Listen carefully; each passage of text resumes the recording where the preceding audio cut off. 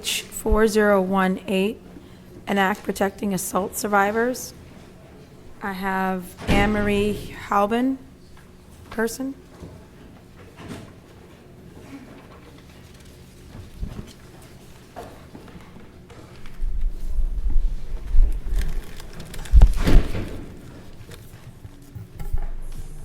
Good afternoon, everyone.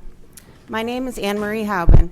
I grew up 12 short miles north of here in Melrose. I am here to help ensure survivors have their right to speak protected when they're ready to share their traumatic experiences. Not reporting right away does not make a later allegation false. This is a very abridged version of my written testimony I already submitted. I was sexually assaulted in 1990 on a high school senior spring break trip when I was 18 years old. I didn't have the kind of parents a kid could go to with this, so I did not tell them or report it. I didn't know what to do, so I buried it in the back of my brain so it couldn't hurt me any more than it already had. In 2023, the man who did this to me, Ward Hamilton, ran for city council in Melrose and is currently running for re-election, where he also grew up and still lives. When I learned this in 2023, I was disgusted and I felt physically sick. I sat with this for a couple of months not knowing what to do, but I was becoming increasingly, overwhelmingly anxious. In July of that year, I got upsetting advice from an organization that offers free legal advice for victims of sexual violence. The attorney there said I needed to keep my mouth shut or this guy could sue me. She also said that if I got sued, even if I won, I would get buried in legal fees. This was very upsetting. Why should I have to walk on eggshells worrying about not upsetting him? I didn't do this, he did this, and he decided to run for public office.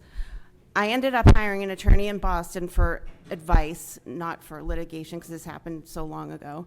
I knew in my heart that speaking out and getting this information to voters was the right thing to do, so I spoke out. I ended up spending over $6,000 in attorney costs related to this, which I would not have had to do if my speech was already protected. This was another hardship I had to endure through no fault of my own.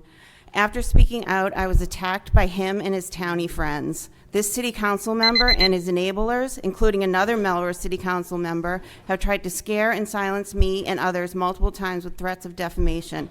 Examples of this are in my submitted written testimony. I took a big risk going public with this, but I still know that I did the right thing.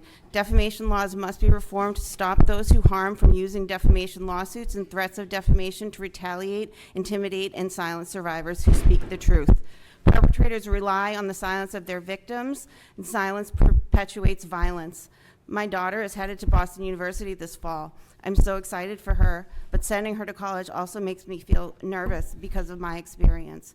We need to build a better society to send our kids into, a society in which survivors and their voices are protected and not perpetrators. Thank you for your attention to this important matter. I hope that House Bill 4018 is passed. I urge you all to move this bill along. Thank you. Thank you so much. Next, we have